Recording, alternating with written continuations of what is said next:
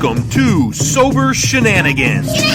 Real talk and real recovery, sharing stories, old and new, trying to stay on the right path and help others just like you. So feel our flow and get on with the show. Here's your hosts, Stauff and Primo. Yeah, we are rock and rolling pretty good. You guys are in charge. All right.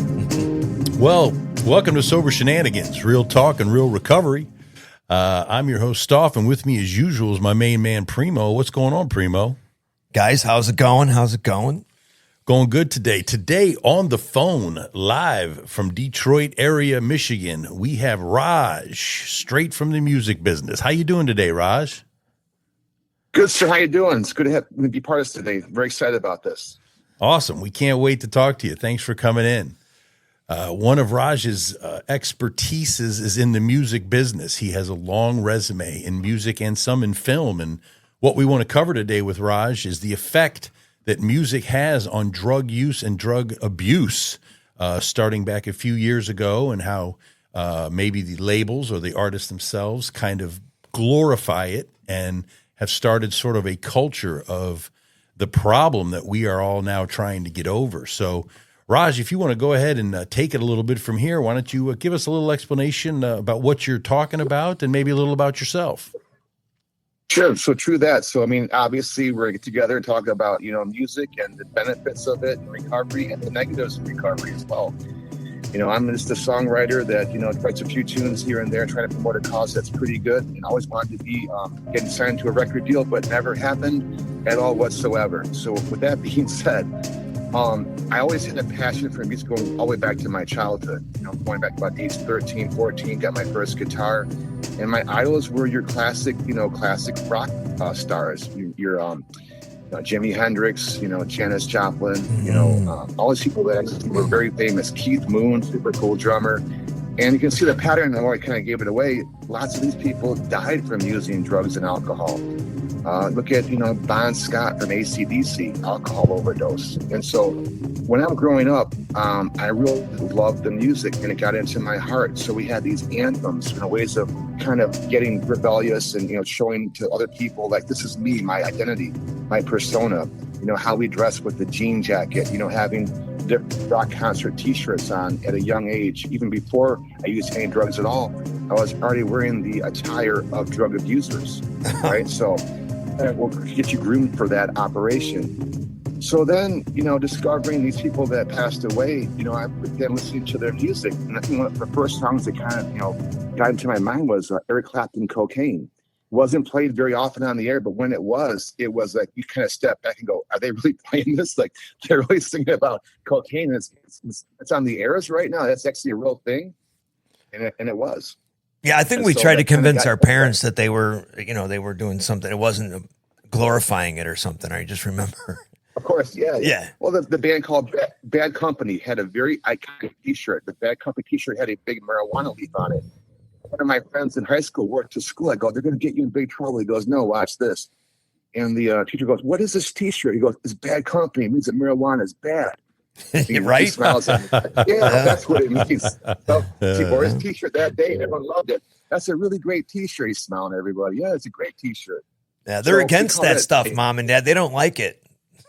Right. And it's called A Mixed Message, right? Sure. There's a famous rap song called White Lines, a very iconic rap song about cocaine. Listen to a song called White Lines, and he goes, do it, don't do it, do it, don't do it. And if you listen to the song, it says what you want it to say. If you're into doing drugs, it's telling you to do drugs, but if you're trying to stop, it's saying stop. So even in the songs themselves, we can kind of pick out and decipher what it means to us, right?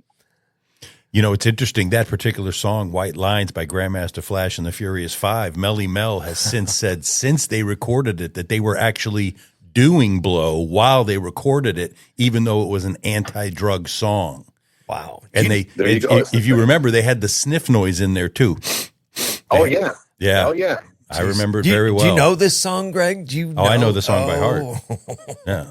Yeah, I had the I know album. a song by heart. That's kind of funny. Well, how do you know it by heart? You have to sit down and It was the second rap album I ever bought, right behind Rapper's Delight by Sugar Hill Gang. yeah. I had the album Grandmaster Flash and the Furious Five So, with that song. so on it. apparently you weren't putting the drugs in your ears. No, I was 12 at the time. I was probably 12 years old, and I thought, oh, these guys are saying don't do drugs, which is great because I was 12. I didn't want to do it, but you bring up a great point, and now all I'm thinking is I'm thinking of songs like Leonard Skinner, That Smell, Tom Petty, Last Dance with Mary Jane.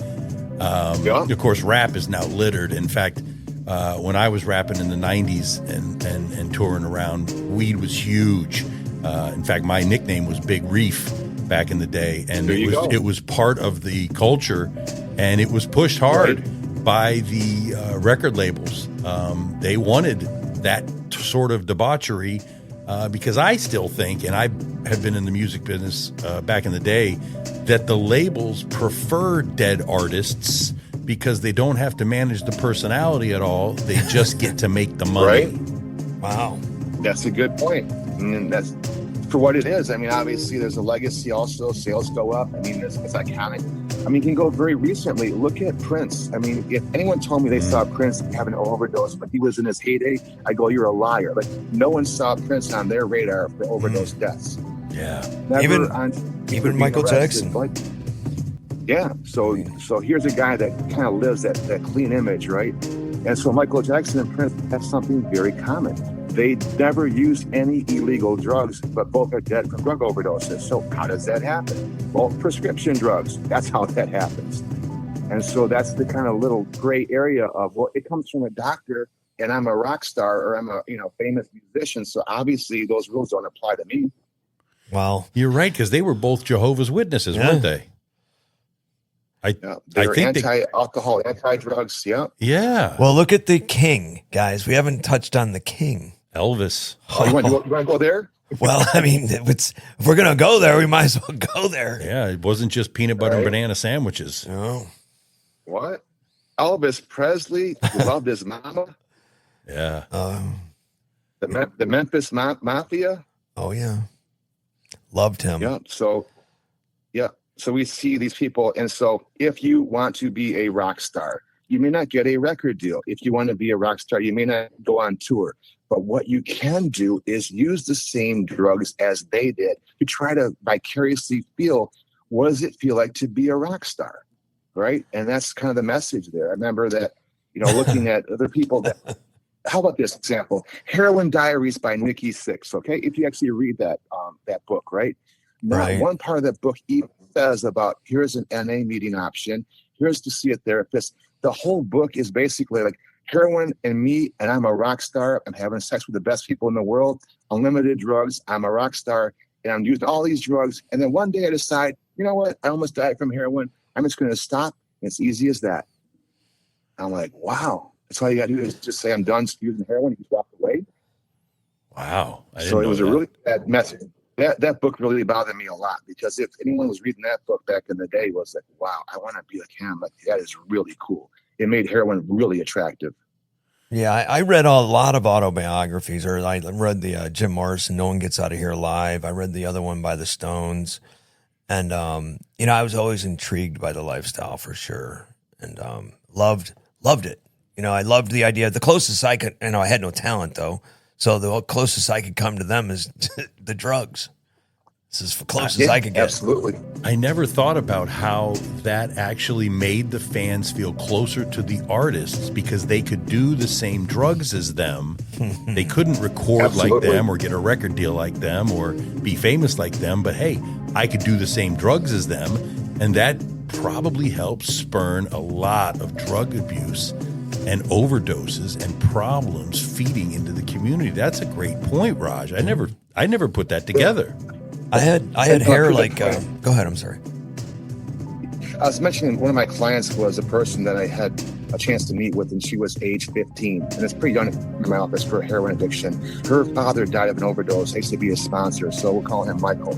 Michael OD'd on heroin, and about 2 years later, Michael's ex-wife brings me his daughter, and I got a chance to have her in my office.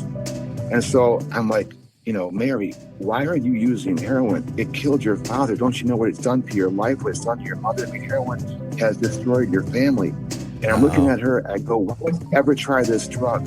Looks me dead in the eyes, and she goes, you know why? Because I always knew I wanted to try heroin to see what my father felt from it. I wanted to know what he felt. And that's why I was determined to use heroin as soon as possible. Because if I couldn't be with my dad because he's dead, I wanted to feel whatever he felt off that drug. And I'm like, oh shit, that wasn't part of the plan. That wasn't how I see that would play out like that. No, that's so there's an terrible. attraction. So the legacy should be my dad died of an overdose. Drugs are bad. Don't do that. But the other message, the other part of that is, well, what did it feel like to use that drug? And why was it so important to him? And maybe I should try it just to know what it feels like to be my dad, be closer to my dad. Wow. That's you're diving deep there because you get to be exposed to that moment. Yeah. And as a therapist, counselor, it's a privilege to be able to discover that connection. I'm imagining it must be because I know that I certainly trained a few therapists in my days. Right. Raj, have you always been sober or did you get sober? Oh, no. It's been a little bit of a legacy back and forth, right? So, I mean, obviously, I was sober before for 5 years, then fell off. Now I have over 18 years sober right now. So 18 years plus at this point. But no, I mean, so I've proven the point. I mean, so I got into drugs because I got into music. It was part of the lifestyle. But I was pretty good for a long period of time until a series of bad events happened. Your classic tragedy. The drummer in our band committed suicide. My girlfriend got pregnant. And a few bunch of other really bad things happened. And I was basically overwhelmed. And so I made up my mind to go use some heroin because I was in pain. It's called a painkiller. And I was dying from PTSD and my childhood trauma, which was never resolved. Had a fucked up family, lots of violence. And so the first time I used heroin, see, here's the thing about that heroin discussion is that I'm not going to glamorize it. What does heroin feel like? You know what heroin feels like? It feels like stupid. When you fail a test, that's what heroin feels like. You fall into a big mud puddle and you ruin your best shoes. That's what heroin feels like. I'm not going to discuss the first part of the equation because the tape all the way through. Heroin feels like stupid. Heroin feels like embarrassment, and heroin feels like shame. That's what it feels like to be on heroin. Jeez, that's who would choose that? That shows who would choose it over and over again. That's the other question. Yeah, like once I can see maybe doing it once or not. Wasn't my thing. I had a cocaine issue possibly, but. It wasn't really around my area where I grew up. So, yeah, I was lucky that I skipped the heroin too. I was into a lot of other things, but I didn't get caught up in heroin. Thank God. We weren't that deep in the hood over here on Sanibel. Gotcha. Well, it's all relative, right? Yeah. The high cost of low living. It's all relative. It's all the same poison. It's all the same trauma. It's all the same feelings, right? It sounds like I'd have got it there quicker if I'd have been doing that. Maybe. Yeah. It brings you to a faster bottom. All drugs are not the same. Using marijuana, you're probably not going to die. Using heroin, you probably will die. Using fentanyl, you probably will die. Sure. And so when people use hard drugs, for example, it is stat on people that use, especially women, 80% of women that use heroin, have extensive sexual abuse histories, not like minimal, not raped with a bad boyfriend, like really bad stuff, right? And so imagine a person who is deeply traumatized with PTSD, bad childhood, molestation, all the stuff that you can think about. And then all of a sudden, they don't have any resources, no therapy, no support system. And someone hands them one of the most powerful painkillers known to man, and all that pain goes away. All that shame goes away. And in that moment of bliss, you escape from your reality. And then you tell somebody, well, don't do that again because it's going to ruin your life. Yeah, I'll deal with that later on. Right now, I'm loving this bliss right now. I'm loving my PTSD going away. I'm remembering I can drink not to think, and I can use not to feel. Wow. So there's your PTSD equation on that. Yeah. Yeah, that's I've been around some PTSD because of a hurricane, and it's interesting when you spend a lot of time around that circle of different types of PTSD, but you can absorb some of that pain.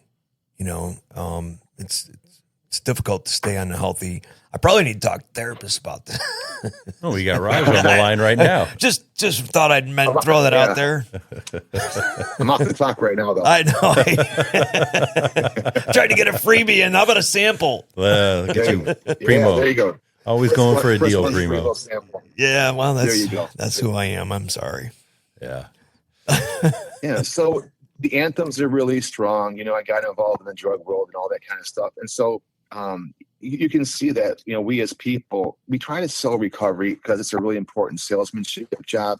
But they do studies on AA hardliners, and they go to like an AA meeting, and they begin to discover, they studied them like a culture. I studied as an anthropologist. And people go to AA meetings and trying to sell this, behind, what happens when you go to your first meetings, and how about, you can have a mindset that I want to get help. It's really important.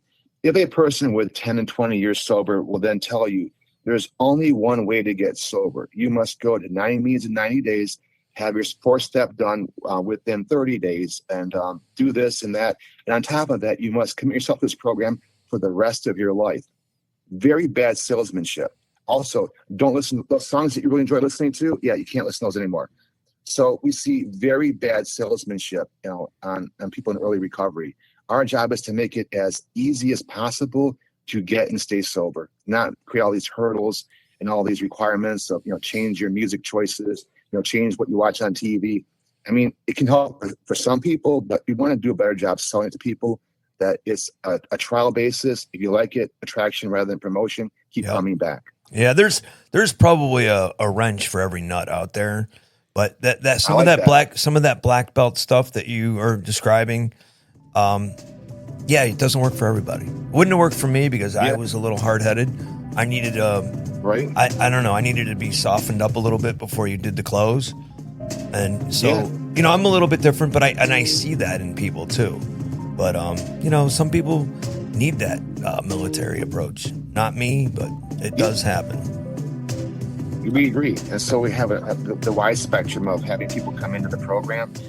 And, regarding, I've written some songs because all the negativity that's out there, the main song I was talking about was the F Addiction song. And so I got so sick of hearing every single rap song glamorizing drug usage, glamorizing drug selling. And in the old days, in your 80s rap, the rappers like NW would talk about selling drugs all day long, but said, we don't take that stuff because that's for suckers.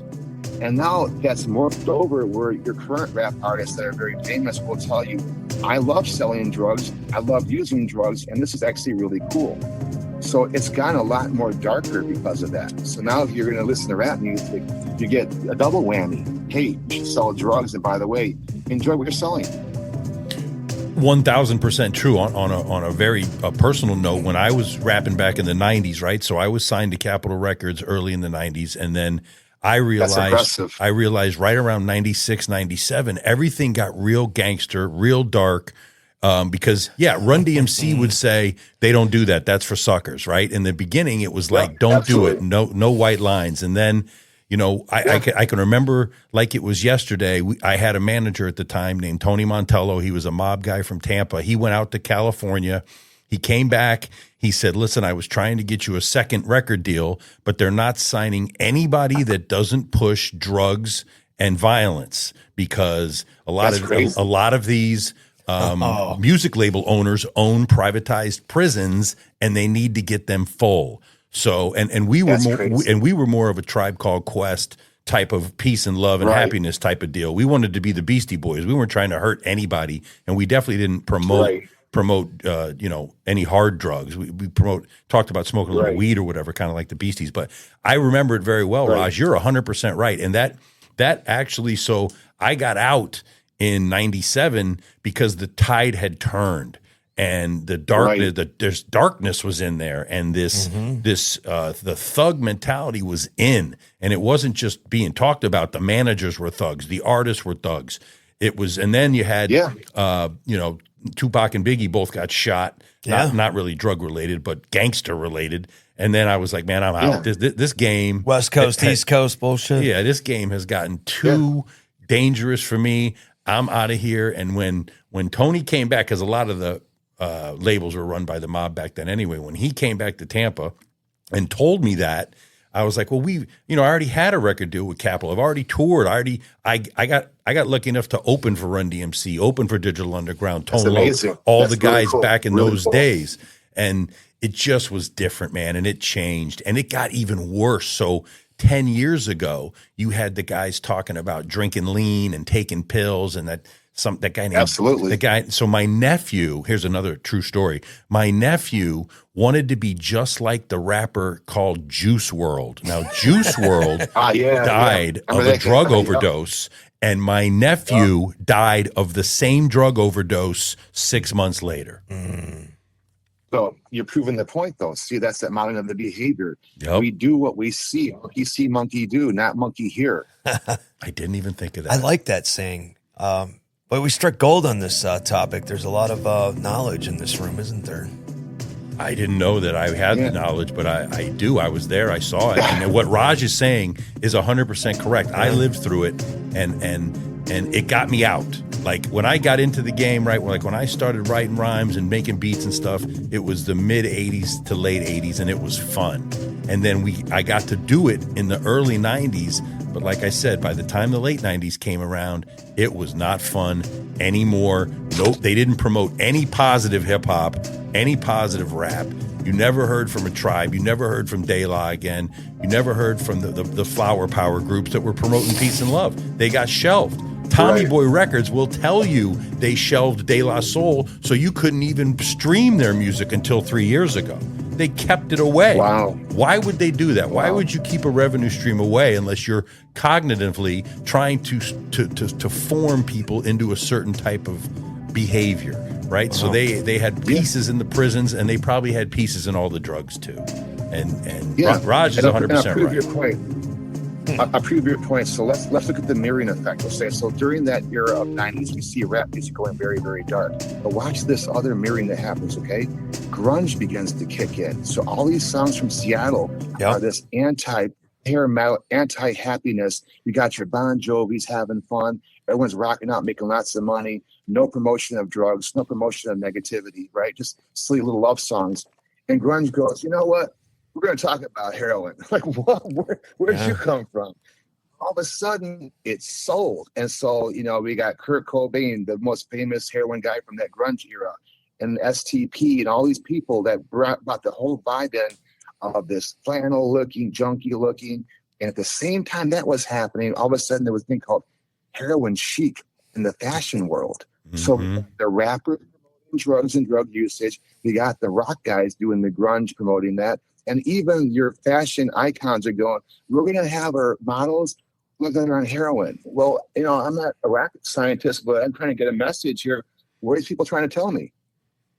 Yeah. That's, the subliminals, the marketing that we get that we don't even know we're getting has always been interesting to me. I've kind of gotten clued into some of it. My wife owns we're actually sitting in my wife's advertising agency. She designs. There you go. She designs brands and this and that, but on a wholesome level. But right. But the research and then what's interesting is how she comes up with a design for a brand, a label. You know what I mean? Like, how do you do that? Well, there's a real science that I learned recently. It's interesting, and you can hear the passion in your voice, Raj, about how you are now, really promoting the positivity. You're really trying to speak out against these things that have become cultural norms. And you're actually, being a therapist, you're seeing it firsthand. And I think it's really cool that you're writing these songs that are anti, and you're putting these songs out that are like, hey, listen, life is great without this stuff. Screw that stuff. Absolutely. I think it's excellent. And I guess what I want to do is I want to inspire anybody and everybody to make their own music. If you're a musician, make your own music. If you're not, steal somebody's sample and just start rapping over that and promote your own positivity. To be successful in life, you want to have an anthem. You want to have a mantra. When you watch people, when we play the national anthem, all of a sudden everyone gets all patriotic and they've been putting their hand. Well, where did this come from? Because it'll change your mindset. We need to have recovery anthems. And that can be whatever you want it to be. You can pick some other artists or other music people that are making music that will make you feel inspired to be sober. So don't listen to Mr. Brownstone. Find your own song to listen to and make your own. There's someone out there. You got to promote that positivity. Twisted Sister, I Want to Rock. Yes, there you go. And so create your own anthems if you're a musician. And we need some help out here, man. We're trying to fight addiction. It's a hell of a battle, right? So karmically, it's good to produce positive music. It's karmically good. It's good for the soul. And honestly, we heal through music. You know, even drum circles, healing ceremonies, all cultures, why people sing in church. I mean, it goes back, it's primal to us. We use music to heal, also and for motivational purposes as well, for good and bad. Yeah, you know, Pharrell had a song come out a couple years ago called Happy. And when that song would play, I would feel great. And I keep it on a There you loop. go. I keep it on my phone on a loop so that I could play it when my kids were younger. When they would get in my car, I'd pick them up. Either that song would be playing or I would make sure that Bill Withers' Lovely Day was playing so that there's a Nice. positive song that is going into their ears that as they get older, if they get older, they hear it, they're like, oh, Dad used to play this. I mean, I'm pulling my own dick here a little bit, but, you know, I was actually sort of programming, and this is, you know, I'm fresh out of the gangster rap stuff, and I'm like, man, I'm not going to let my kids listen to this. I would rather have them be positive. You know, there was a song called You Only Get What You Give by the New Radicals, which is a fantastic joint.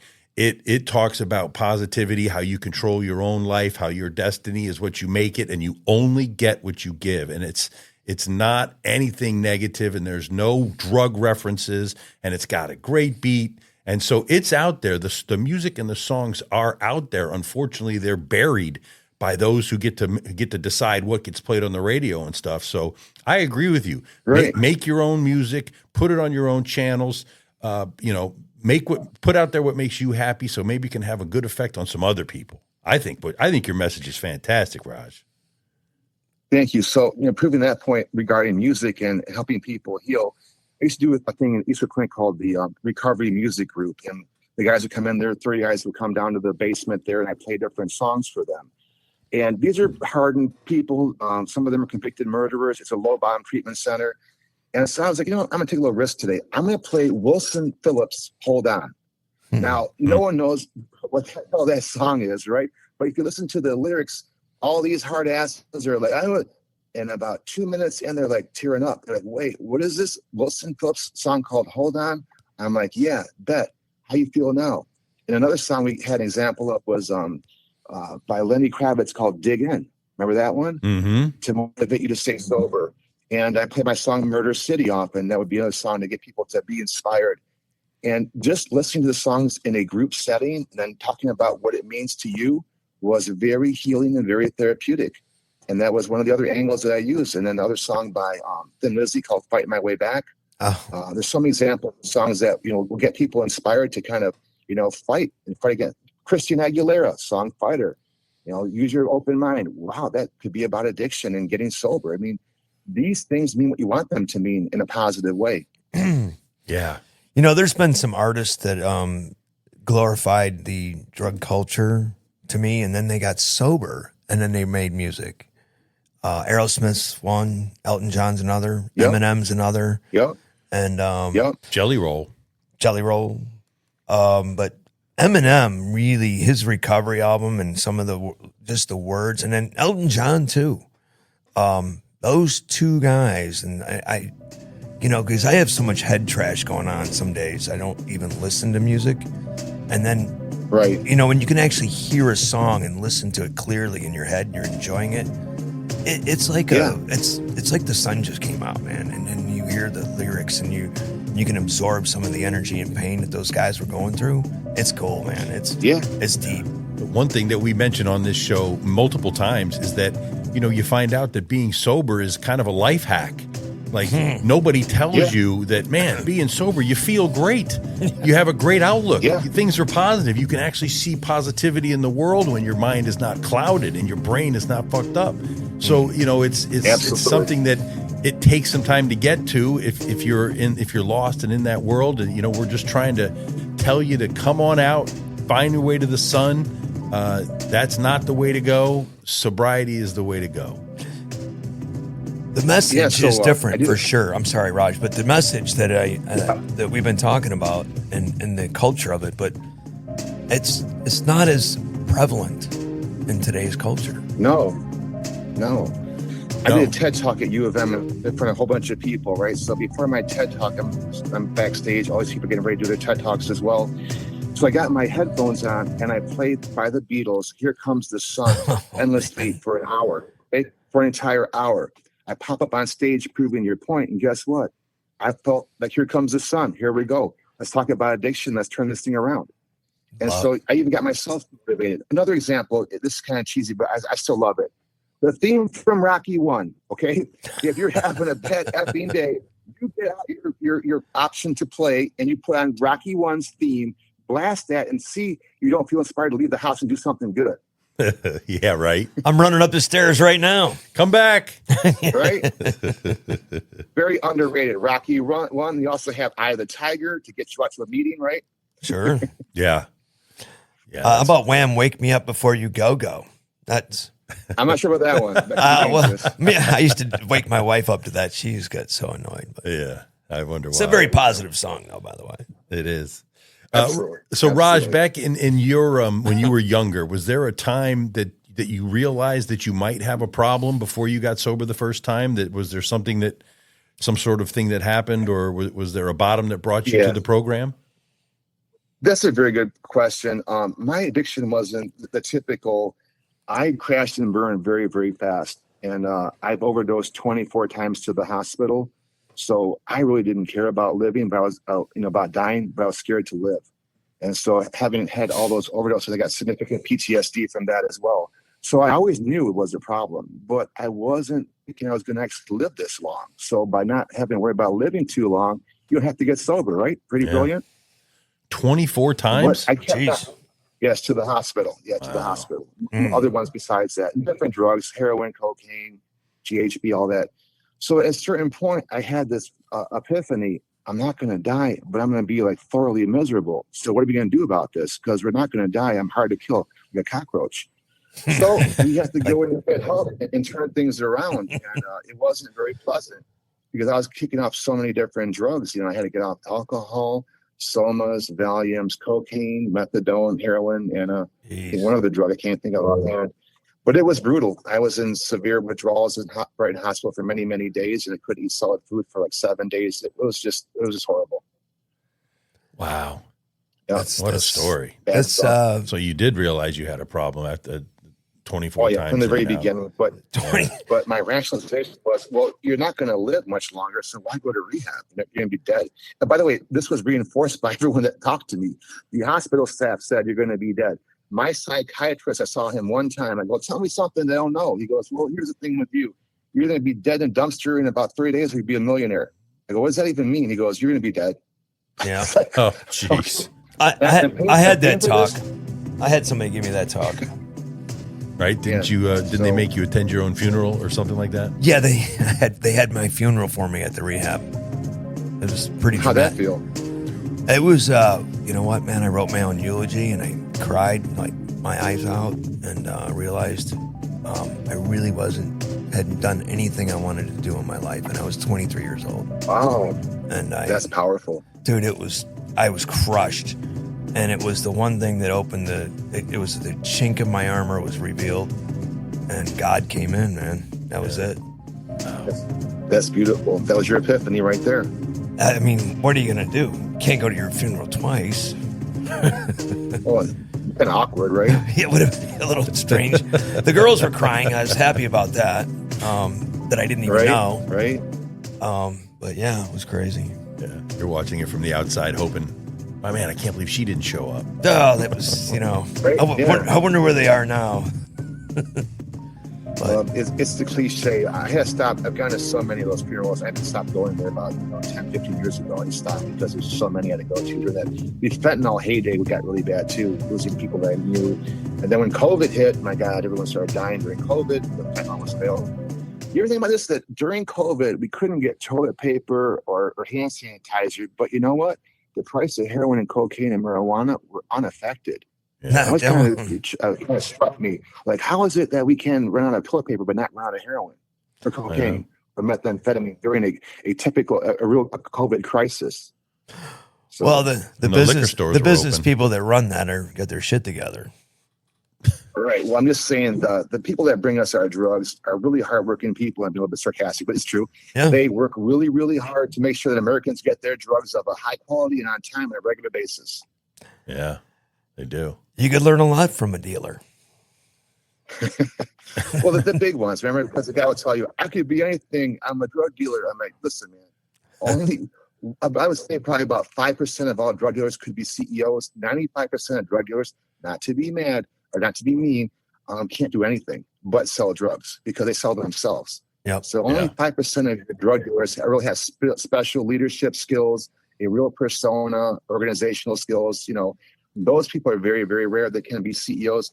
But the majority of people that sell drugs on a daily basis are just people that can't do anything else but sell drugs.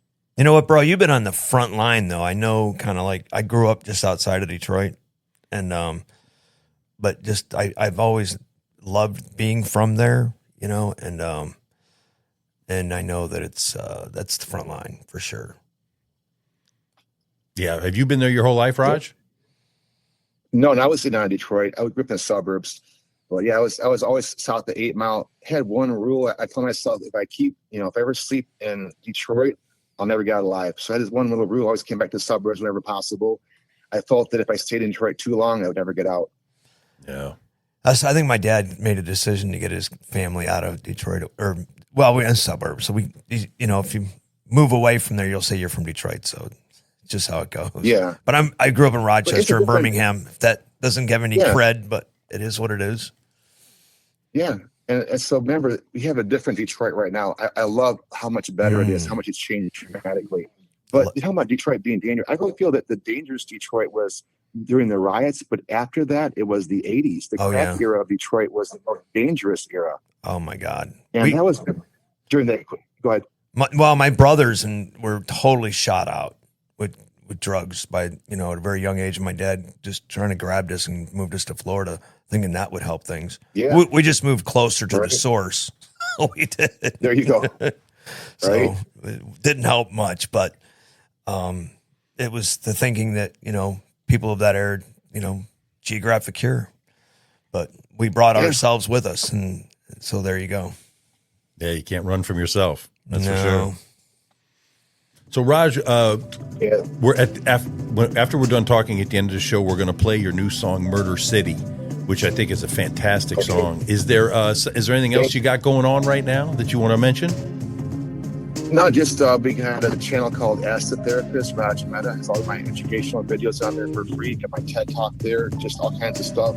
We cover things from Stockholm Syndrome to the disease model of addiction to addiction. I got a whole bunch of educational videos with all kinds of topics. They're all available for free. And one big world better place by having some good crime out there. That's the main focus right now. Good videos, good fun, and a little bit of music. Gotcha. And what was that website address again? So it's me, Ask the Therapist with Raj Mehta. Okay, nice. It's on Ask the YouTube. Therapist with Raj. Yeah, Mehta I'm gonna YouTube. capture all that stuff, Raj, and I'm gonna put it on the social posts that we do. Yeah, I got that. Yeah.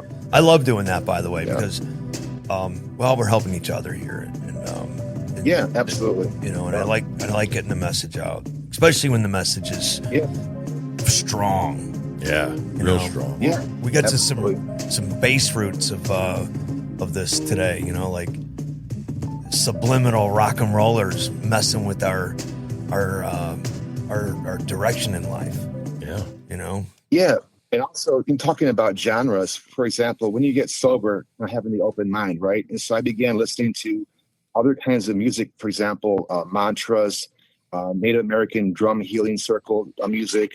And I find that really inspiring and very healing. So don't limit us to just pop music, right? We want to get there at a deeper level. Study what other cultures do to heal musically. I think that's very effective. Yeah. I think that's brilliant. I been recently afforded the opportunity to do more traveling and international, and man, I'll tell you, some of that music over in Scotland and just some of their cultural stuff, it's very positive energy, and The bagpipes, man, are crazy. They're cool. Yeah. I mean, I would never, think of that would be so cool. But when you watch them and you realize, it looks kind of weird, but man, when you watch the guy, that's a lot of courage, man. I don't know that could go down in my neighborhood when I grew up, but this guy's walking around doing that like as a man. You know what I mean? Like, it was cool. Right. So recovery is an active change. So we have what's called recovery beyond just abstinence from alcohol and drugs, right? And if you really have an open mind, you're going to look at those perspectives, listening to things you never listened to ever before, and having the idea that, well, why is this so important to this culture? And how can it help me be a better person or learn more about their culture? The quote from Herbert Spencer, contempt prior to investigation, man. Open up that mind. Nice. Yeah. It's funny that you should bring that up, because on the show Sober Shenanigans, we like to do a celebrity quote on every show that pertains to sobriety. And with the music, with the music topic for today, I did happen to choose Elton John. And Elton John was quoted as saying, "The music business definitely accelerated my drug and alcohol addictions. I survived 3 overdoses somehow. Today, I am truly a blessed man. If I hadn't finally taken the big step of asking for help 30 years ago, I would definitely be dead. So thank you from the bottom of my heart to all the people who have inspired and supported me and helped me stay sober along the way." Elton John. Sweet. That's beautiful. Yeah. Yeah, we like to try to find That's profound. that it's sober has kind of come into being chic lately. So much so is that this year's winner of The Voice is out and sober. And I think we're going to get him on here in a couple of weeks. But so the sober lifestyle, you see it creeping into shows, you see it creeping into movies, and I love it. I mean, I'm relatively new. I'm just under 3 years of being sober, so I'm lucky. That's great, man. I'm lucky that it's out there. Like, I don't have to, I don't really care what other people think of me anyway, but it's not something I have to keep quiet. I can talk about it openly because people are seeing and understanding the benefits of it. The life hack that sobriety is. You're walking the walk, man. Right. I mean, I'm actually privileged to be able to do this with Greg here. I feel honored to be a part of his journey, actually. And then really anybody's journey that I get to watch. Once I get to know you, I'm watching you, and I'm enjoying the progress of your life, and watching you enjoy your life and the best life that you're living. It's so inspiring. I can't get enough of those people around me, man. I want all of them I want to watch everybody get happy and healthy. It's cool. I know, like you, Absolutely. Raj, you getting us pumped up. I mean, the message that you're putting out is fantastic. Yeah, I'm ready to go do some push-ups. Glad to hear that. Yeah, right. There you go. I'm ready to hit the studio and let's make a beat. Yeah. So psychology 101. So when we ever have what's called a mantra, so I tell people, well, if you're going to get sober, you kind of create your own brand image. What are you going to be known for? Mercedes-Benz, the best for nothing. So mine is fortune favors the bold, but it's not about money fortune. It's about karmic fortune. It's about happiness fortune. I'm trying to be the happiest. I'm trying to get racks of karma around my neck. Okay. Racks of karma, stacks of karma. That should be the recovery hustle. Not about dollars. That's just, typical American stuff. We should go deeper and look at ourselves from the other perspectives. Right. And so our roles here as ambassadors for recovery is to promote the cause and also make it a little bit cool. It should be a little bit cool, a little bit edgy, because it's still going to be rebellious to not use drugs and alcohol in a nation that's filled with drugs and alcohol. Agreed. Fortune favors the bold. I love that. Yeah. Hey, I've been making sobriety cool for 33 years, damn it. Yeah. One of my proudest moments, I have those hats that say that on the front of the hat's got drug-free fists, and it says that, and on the front of it, one of my clients wore it for his senior pictures. The drug-free hat with the fists and the mantra, "Fortune favors the bold." And I was just blown away. I go, you're a badass, man. You are totally rebel, like at every level. Yeah, that's cool. Yeah, it is cool to be sober, man. It's almost like a layer of protection, and I feel bulletproof on some days. You know what I mean? But this disease, It is what it is. I can literally feel like I need to pick up a white chip. I feel like so much shit. And it's really just something that I've learned to understand that that's part of this thing. It doesn't want me happy. You know, it wants me high as a kite. And, you know, I know where it wants me, and I'm not buying into that today. Yep. Want you to ignore another day. I'm living a different direction, baby. There's nothing better than the mornings, right? I mean, back in the day when I was under addiction and alcohol, the mornings was the worst.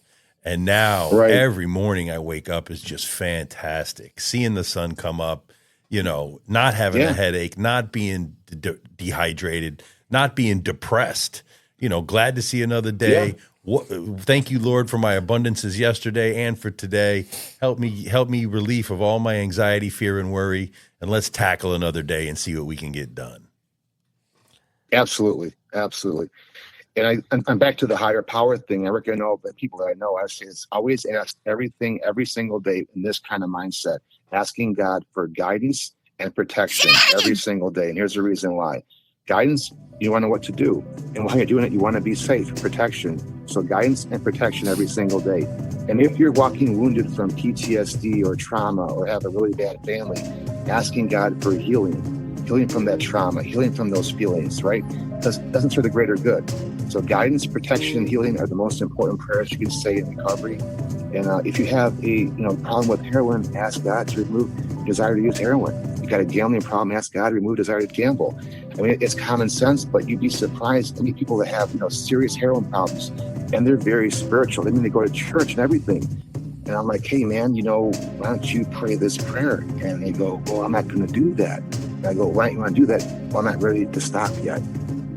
Wow, not ready to stop. Yeah. Because if I say that prayer, Raj, I know it's going to probably happen, and I'm not ready to stop yet. So honesty, that's key. I agree with it. It's the things we tell ourselves. And the mantra, I understand that, what the message I'm giving myself. It can be negative too. I know that I am capable of the negative. Absolutely. But when I'm telling myself positive things about myself, and I'm reminded, I remember, throughout my sobriety, I would occasionally pull out my resume because I was such a low bottom, never went anywhere drunk. And as I went through life and acquired different skills and whatever, I would pull that out and go, holy shit, wait a minute. I did do some things here. Yeah. I needed that. I needed to be reminded, that my self-esteem could suffer from just nothing. And I need to be reminded that I'm worthwhile, man. Yeah. Nice. Nice. Well, Raj, you're a definite badass, dude. The warrior. Yeah, you're too kind. I'm trying the best I can. Now, there's no there's no dragons to slay out here, right? So the biggest monster in town is addiction. So if you want to be a badass, try to be an addiction killer, right? The dragons. I like that. Go. I love dragons. Yeah. There's none left, though. I'm looking for something to kill. There's none left around the neighborhood. They're all gone now. So I'm looking around the neighborhood. I don't see any dragons. I don't see any demons, but I do see a whole bunch of addiction. So gotta fight something. You know what? That people need it. People need it, man. They need a warrior, man. They need a knight. Yeah. That's not afraid. Yeah. If someone beat your best friend on the playground, I tell my clients this all the time, would you go back and give him a French kiss?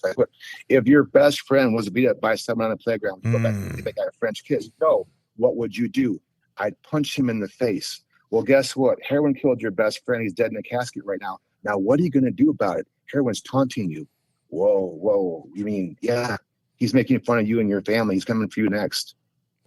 Now you want to start swinging? Yeah. Yeah. Battle that motherfucker.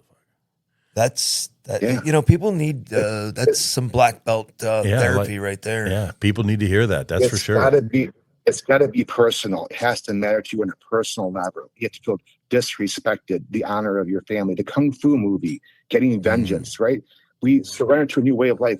We don't give a surrender to addiction at all whatsoever. We have a new surrender to a new way of life and becoming more spiritual. But we never stop fighting addiction. That's valiant. That's honorable. That's brave. Male and female. I mentioned this with my presentations. There were women gladiators back in the day. And some of them even defeated men in battle. This has been documented. Okay, this is really cool stuff. From go, it's not really from. You can be a warrior too. We can all be warriors. It's a mindset, not what you can do with your hands and with weapons. It's how you think. Yeah. Some of these moms are grizzly bear mamas. They'll tear your head off, mess with their cubs, right? Oh yeah. Yeah. So that same mindset with your recovery and with addiction, become ruthless. Nice. Yeah. Become a badass with it. Right. Hey man, Yeah. it takes what it takes, man. It's not comfortable. No.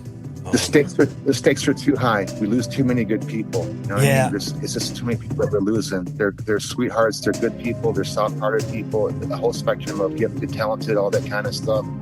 And now it's time to say we've had enough and we're fed up and we're going to fight back. Yeah, I always make the connection between when I'm sitting in a meeting, especially a well-attended meeting or a group gathering, and I'm like, and I've been going to it for a long time, and I realize a lot of the people that I've been on this journey with aren't there anymore. You know? And I feel that a lot, and I've become callous to it, but every once in a while it slips in like, hey man, this is a no joke thing we got going on here. Yeah, we can have a shenanigan or we can have this, but this stuff kills people. Okay. And we need to remember that why we're saying to do these things. We're not saying it, when you get time or when you feel like it, you need to do it because it's life and death. Right. Right. If you want to kick in the ass, I'll kick in the ass. But for the most part, I like it when people have enough willingness because they've been through the pain and they're ready. Because I've tried to help people that aren't ready, and that's probably worse. I like them to be really ready when I get a hold of them. Yeah, absolutely. I know you do too because you're a therapist. Yeah, right. Yeah. So here's an important story. One of my dear friends I sponsored before I was a therapist named Tom Schaefer, and he died from using alcohol and destroying his liver and his kidneys. I was at Beaumont Hospital, and he was in hospice from hardcore alcohol abuse, and he was dying in the bed. And he had his siblings were there. There was 5 sisters that were there, and everyone's crying. And the therapist comes in from the hospital. Social worker comes in. She goes, "You guys are all going to be traumatized by Tom passing. He's probably going to pass in the next 24 hours. And we offer free services, for the PTSD and trauma of a grieving loved one being taken away." And I looked at the person, I said, "Well, here's the thing. I really thank you for offering that to us, but I won't need that." And she goes, "Well, what do you mean?" I go, "Well, I promise you this, Tom's going to die from addiction, and that's going to be a fact. I can't stop that now. But I promise you this, I'm going to get 10 people sober in his honor. I promise you that." I left the room, everyone's crying. 1 year later, Tom's sister comes to my office, brings me this wonderful U of M football book. And she goes, "I don't know that Tom would want you to have this book. I'm sure he'd want you to have this book." And I go, "Mary, let me say something to you. Remember I promised you in that room, the hospital room, I was going to get 10 people sober in Tom's honor?" And she goes, "Yeah." I go, "Well, that didn't happen." She goes, "Well, I'm sure you did the best that you could." I go, No. I got 20 people sober, interventions, going to meetings. I mean, I did not do it, but I played a role in helping 20 people get sober from addiction to honor his memory. I told him point blank, "This is for Tom. This is for Tom. This is for Tom." Right. Wow. Dude, that's strong. Sober warrior, big time. Yeah, I heard a guy in Maui when this meeting I ended up on the beach. He goes, "When I got sober, 10 people's lives got better." I was like, "Wow, that's beautiful." I was like, man. So I wanted to take credit for that, but I have to give it up to this guy in Maui. I don't even know who he is. So right, but I really want that quote. So there's another theory though. So here's the negative theory though. If someone dies of an overdose or dies of addiction, that people, their immediate circle, those 10 people will all have a trauma or PTSD from that death. That's I can concur with that for sure. Yeah, that's the opposite of what we're talking about. We're trying to achieve the sobriety mechanism, but if you die of an overdose, it's 10 people around you that are going to be damaged and hurt very, very, very significantly. Wow. Well, that's deep. So yeah. Well, 10-to-1 kill ratio all day long. 10-to-1 kill ratio all day long. Yeah, I remember they told me 1 in 38 could make it when I came in. 1 in 38. Yeah. And I was like, I'm like the runt anyway. I was like, I'll take those odds. You know what I mean? I'm a scrapper. I'm a game. That actually motivated me. You know, when you said, if you tell me I'm going to fail, I ain't down. I mean, that was a perfect thing to say to me. Right. It's going to motivate you. Hey, man. I'm better than 30. I'm better than 37 other guys, as far as I'm concerned. That's right. Well, listen, getting poked in the chest and not good for reps. There you go. Tell him, Raj. So if you're having a tough time quitting, whatever it is that you need to quit, you're not alone. There's apps and numbers and groups in your town, or you can call us if you want. Leave us a message, 727-294-4933. Hit us up on Facebook. Taking the first step into a room or a chat or a group with people trying to get better just like you will be the best day of your life. Raj, thank you so much for joining us today. Is there some final point that you'd like to leave us with? It's an honor to be here, and obviously let's turn this around and let's be the message, and let's be those people that we want us to be. I mean, we have to fight for the tribe. This is a tribe that's walking wounded. Let's help everybody heal, and let's promote the idea that you can get sober, you can stay sober, and it's actually a beautiful thing. Sweet. Primo, you got anything you want to add to that for your final word, day? man? I don't know, bro. That was that's a lot. That was strong. Said, yeah. I humbly am grateful for everything that's in my life, and I can't wait to take some of this energy after I do a few push-ups and go out there and try to help a couple other people, man. That's where I'm at. Nice. Yeah. All right. Well, thanks for listening. Go ahead, Raj. The song says F addiction. Right, F addiction, and hang on, because after we finish our tagline, we're going to play the song "Murder City" by Raj Mehta, and we also do our yes, of course. So, thanks for listening to Sober Shenanigans, real talk and real recovery. Worry, anxiety, and fear—it's all up in your head here. So give yourself a break. You're enough, and you're doing great. I'm Stauff, and he's Primo, and remember, no drinks today. So we're still on, Raj, but that's how we finish. We're all in the same boat, fellas. But our shenanigans are cheeky and fun. Yeah, I mean, his shenanigans are cruel and tragic. Which makes them not shenanigans at all, really. Evil shenanigans. I swear to God, I'll pistol whip the next guy that says shenanigans. Shenanigans! Fuck addiction. A little bit harder than the dopest. A brand new rap done, God, I'm the mostest. With hard-won knowledge, I hit a second gear. But for now, do me a favor and drop the fear. Lend me your mind, and we can find the time to fill in rhythm and drop the hook with a sweet taste of righteous lyrical perfection. See, no time to waste. Open your heart like it's a Christmas gift, no haste. It's hard times, the new school ways are needed. Original raps, bro, you need to heed this. The beats get dropped, the hooks got hot. My mind is hard, sought out like a G-spot. Clean and cunning, some find me dangerous. Suckers watching cause they can't handle this. Lyrically damaging, now you feel the bliss. Rock the rhythm, got no time to waste. Loop, hoop the break, and I take the time to lock in rhythm. I ride so fine, a lyrical portrait of a true masterpiece. It's too funky, too rough, because it has to be. I got 12 steps to get my gain. I got 12 steps to ease the pain. Each word is getting stronger, so make no mistake, I'm too much on the hype tip, cut to the break. No one says it like I can. Fuck addiction and fuck the dope, man. Better believe it, I'll probably get banned. Fuck addiction and fuck the dope, man. Circle back, well, it's a multiple choice. Who's the kid with that golden voice? Read the sentence, circle all of the above. Running on grind hype, show me some of that love. It's an A to the B and the C to the D. Most incredible, forgettable, bet you'll remember me. Hype producer, top creator, #1 hit maker. Making it now, but I'll give to you later. In the mix, get fixed, no mind tricks. Now that's a hell of a beat, sweet treat brings the heat. I show and tell secrets that should be told. And say it with conviction, it's gonna save your forever soul. So that it's easier to understand. Find rhymes with time, you'll see so fine. Steal the moment, now ever present. I've graduated, in other words, I made it. Don't hold me back, cause we don't need that. I'm outstanding in the mic, it won't feed back. Trying to hold me back, see I can't be held. So let the nation know it's time for a change. No more suffering, it's time to rearrange. People get down with this uplift, I'll never be tamed. I got 12 steps to get my gain. I got 12 steps to ease the pain. Each word is getting stronger, so make no mistake, I'm too much on the hype tip, cut to the break. No one says it like I can. Fuck addiction and fuck the dope, man. Better believe it, I'll probably get banned. Fuck addiction and fuck the dope, man.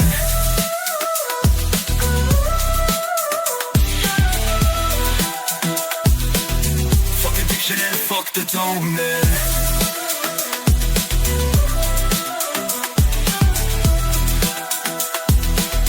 Fuck addiction and fuck the dope man.